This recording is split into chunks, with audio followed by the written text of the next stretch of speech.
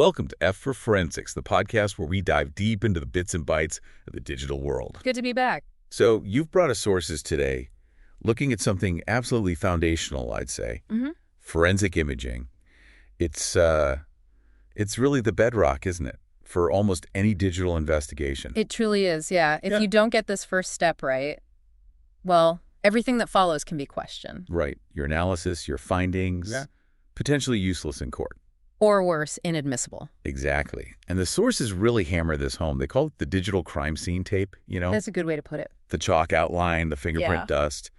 But for hard drives, phones, servers, it's capturing that scene before anyone touches anything. Because if you mess it up at this stage... Yeah, the whole investigation could be compromised. That physical crime scene analogy really works, actually. It does. It highlights that need for precision, for preservation, just like in the physical world. Okay, so our mission for this deep dive. Yeah. Let's unpack what forensic imaging actually is. Right. Why it's so critical for capturing that digital scene properly. And importantly, how it's done right. And maybe touch on some ways it can go really, really wrong. Understanding the how and why is key for anyone relying on digital evidence. Definitely. So let's jump in. Forensic imaging. What are we really talking about? It's not just hitting copy-paste, right? Oh, definitely not. That's a common misconception. Forensic imaging is way more thorough. How so? It's a bit-by-bit copy, sector by sector. You're essentially making an exact duplicate of the entire storage device. Like every single one and zero. Every single one, from the absolute beginning of the drive to the very end. And writing it exactly as found onto a new, clean destination, usually an image file or another drive. So it's not just grabbing the files I can see in, like Windows Explorer. No, far from it. That's the crucial bit. A normal copy gets active files, the stuff the operating system currently points to. Okay. A forensic image gets everything. Active files, sure. But also deleted files, things the OS has marked as deleted, but the data's still there. Until it gets overwritten. Exactly. And it gets the data remnants in slack space. Slack space. Remind me. That's the unused bit at the end of a file's allocated block. Sometimes fragments of old data are just sitting there. Right, if a small file is saved in a bigger chunk. Precisely, and it captures the unallocated space areas marked free, but potentially full of previously deleted file data. Wow. Plus, really critical stuff the user never sees, like partition tables, and for Windows, the MFT records. MFT, what's that stand for? Master file table. Think of it like the librarian's card catalog for the whole drive. Okay. It holds vital info metadata about every file and folder. Name, size, timestamps, permissions, and crucially, where the data actually lives on the disk. Imaging gets that entire catalog. The source is called capturing all this, the whole enchilada. Yeah, that fits. It really is the whole thing. A perfect digital clone, essentially, every byte. That's the goal. And once you have this perfect clone, you need proof, right? Proof it hasn't been altered. That's where hashing comes in. Absolutely critical, yes. Before you even start imaging, you calculate a cryptographic hash of the original drive. Like a digital fingerprint. Exactly like that, unique to the data. Then, after imaging, you hash the image file you just created. M. If those two hash values match perfectly, you've got mathematical proof your image is an exact copy, bit for bit. Verification. And that verification is, as the sources say, absolutely critical for court. Without it, the image is questionable. Which leads directly to that golden rule in digital forensics. Never work on the original evidence. Always work on the image. Why is that so absolute? Because interacting with the original device in almost any way can change it. Booting it up, plugging it in, even just browsing files in a normal OS. What changes? Timestamps can update, temp files get created, system logs change, all sorts of subtle alterations happen automatically. And that destroys the integrity of the original state? Exactly. You need to preserve that original state to avoid any claims of evidence tampering. The sources are pretty blunt. Messing with the original is a career-ending move. And rightly so. If you can't confidently state you preserved the original unchanged. A defense attorney can argue your findings are unreliable because the source was contaminated. Your whole case crumbles. Potentially, yes. Okay, so we need this perfect, verified, bit-level clone. What tools do you actually use for this? Sounds specialized, not your average backup software. Definitely not standard backup tools. You need forensic-specific software and sometimes hardware. Like what? Well, for computer hard drives, tools like FTK Imager are very common. Imager is popular in Linux environments. Even the basic D command in Linux can do it. DD. Yep. Powerful, but dangerous if you mistype. Very dangerous. The disk destroyer, some call it. You need precision. Then there are commercial suites like MagnetAcquire or X-Ways Forensic. And for phones, it's different, right? Totally different. Mobile devices need specialized tools. Things like Cellebrite UFED or the mobile version of MagnetAcquire. They handle the specific file systems and access methods on phones. But okay, regardless of the software, there's one piece of hardware that's always mentioned. Absolutely essential. The write blocker. Yeah. 100%. Non-negotiable. Tell me about that. What does it do? Think of it as a one-way street for data. Hardware write blockers, like those from Tableau or WipeTech, let you read data from the suspect drive. But they physically, electronically prevent any data from being written back to that drive. Ah, so it protects the original evidence from accidental changes. Exactly. Even if your forensic workstation's operating system tries to, say, write a log file or update an access time on the connected drive, the write blocker stops it cold.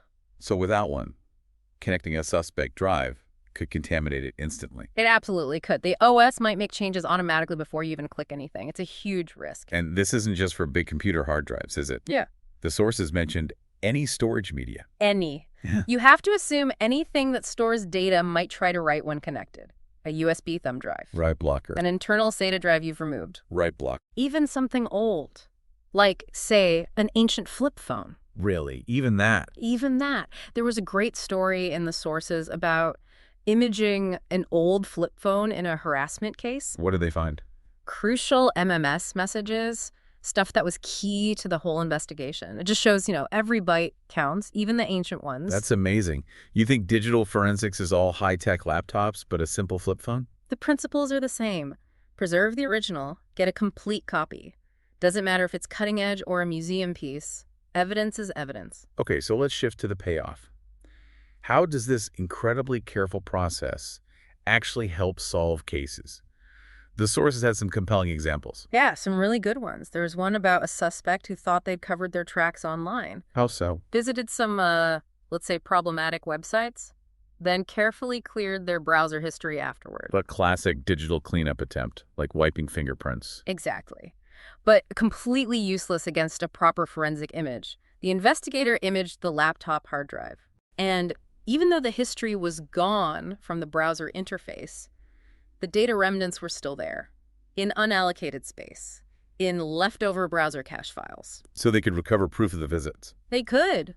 By carving through that space on the image, they found artifacts showing visits to dark web marketplaces. Wow. And what tied it to the suspect? The timestamps on those recovered artifacts matched up perfectly with VPN logs the suspect was using. Ah, the connection. That correlation made the case. It showed the suspect accessed those sites at those specific times, led straight to a conviction. It really shows how imaging is the gift that keeps on giving. Data they thought was deleted comes back. That's incredible. The image as a time machine for lost data. Pretty much. I was also really struck by the case with the massive RAID 5 server. That sounds like an imaging nightmare. It's definitely complex. RAID arrays spread data across multiple drives. For speed or redundancy, right? Usually, yeah. But you can't just image the logical array directly if you want forensic soundness. You have to image each physical drive in the array individually. Okay, so you get separate images of each disk. Yeah. Then what? Then you use forensic software to virtually rebuild the array from those images. The software understands the RAID level, the stripe size, all that. And it reconstructs the file system. Exactly, as it existed on the live server. And in that specific case, from the sources, after they did all that, They found something good. they found financial fraud documents. Hidden. Hidden where? Deep inside a hidden partition on that server. Something the suspect either didn't know was there or maybe just forgot about. The full image revealed it. That just nails the point that the image doesn't lie, doesn't it? It really does. Even complex setups or attempts to hide things, the bit-level image captures the objective truth of what's on the media at that point in time, like a digital truth serum. Okay, we've heard the success stories. But let's look at the flip side. The disasters.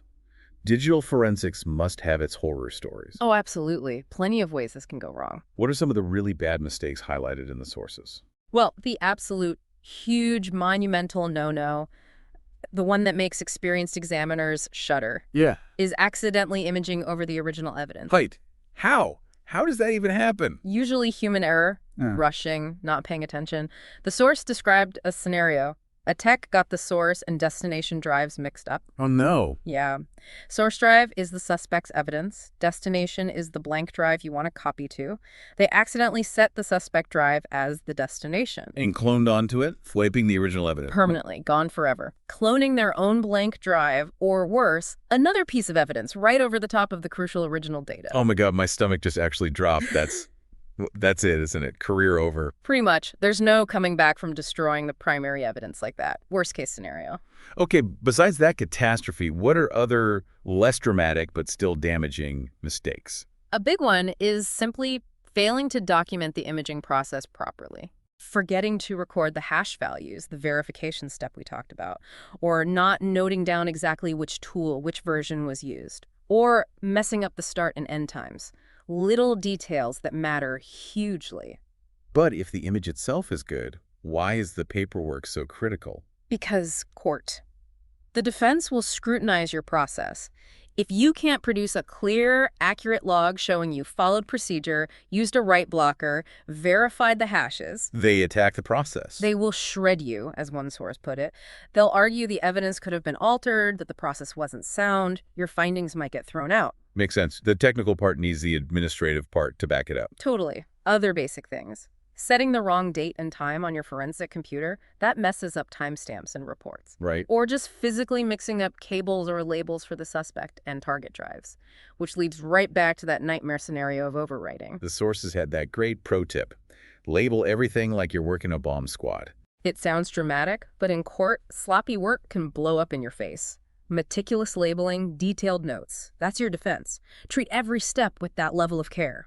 Label like a bomb squad. I'll remember that one. Okay, so we've seen the pitfalls. Let's wrap up by focusing on the positive. The best practices. The wisdom direct from the trenches for getting imaging right. All right, the essentials. Rule number 1, always worth repeating. Always use a hardware write blocker, period. Got it. Non-negotiable. What's next? Second, capture multiple hashes. Don't just rely on one algorithm like MD5. Calculate SHA-1 and, if possible, SHA-256 as well. Why multiple? It just provides stronger, more robust proof of integrity. If all hashes match between the original and the image, it's much harder to challenge. Redundancy builds confidence. Okay. Multiple hashes. Third, take photos. Lots of photos. Document the physical device, its condition, the ports used, serial numbers, the connections you make. Everything. Visual proof. Exactly. It provides context and corroborates your written notes if questions arise later, before, during, after. Makes sense. Fourth, Document everything. We hit this as a pitfall, but as a best practice, it's key. What tool, what version, start time, end time, any errors encountered, who was there. Every single detail matters. this all feeds into that chain of custody idea. Which is point 5. Store your images securely and maintain a clear, unbroken chain of custody. Document every time the evidence or image changes hands. Who had it, when, why. Protects against tampering allegations. These steps build that wall of trust around the evidence. Now, there was a bonus tip in the sources, something beyond the disk image itself. Yeah, this is a good one, though maybe more advanced. If the device is on when you encounter it, capture the volatile memory, the RAM, before you image the disk. RAM, live memory. Why is that important? Isn't the hard drive the main thing? The drive holds the stored data, yes, but RAM holds what's happening right now. It's volatile, gone when the power's cut. So what kind of stuff is in RAM? Potentially gold. Logged in usernames, passwords maybe, decryption keys for currently unlocked encrypted drives, active network connections, unsaved documents, live chat messages, stuff that might never have been written to the disk. Whoa, so it's like catching the system in the act, seeing its live state. Exactly. Disk imaging shows the past, what was stored. RAM capture shows the present, what is running. It can be an absolute goldmine, providing context or evidence you simply won't find on the disk image. That's a fantastic tip. Adds a whole different layer to capturing the scene. It really does. It's about getting the fullest picture possible. Okay, so let's pull this deep dive together. Forensic imaging. It's the absolute foundation. Creating that perfect, verifiable, bit-for-bit clone. Capturing everything active, deleted, hidden data. Using the right tools, crucially a write blocker. Right. Never working on the original. Documenting meticulously. And maybe even grabbing that live RAM data first. It all comes down to integrity. As the source is hammered home. Without a solid image, you really have nothing. All your analysis depends on the quality of that initial capture. Well, this has been fascinating. And it sets us up perfectly for our next deep dive in F for forensics, where we'll talk about forensic failure. Learning from mistakes. Equally important. Definitely. So if you found this look at imaging useful, make sure you subscribe to F for Forensics wherever you get your deep dive. So you don't miss the failures episode. Exactly. And hey, leave us a review if you can. It helps others find the show. You can also follow us on social media. We're at F4Forensics. And remember that key takeaway? When in doubt, image it out. It's always better to have captured too much than too little, right? Especially when you think about all that potentially crucial data hiding in deleted files or unallocated space. Makes you wonder what's lurking in the forgotten corners of everyday devices. It does. Something for you to ponder. Stay curious, stay critical. We'll catch you next time on F for Forensics.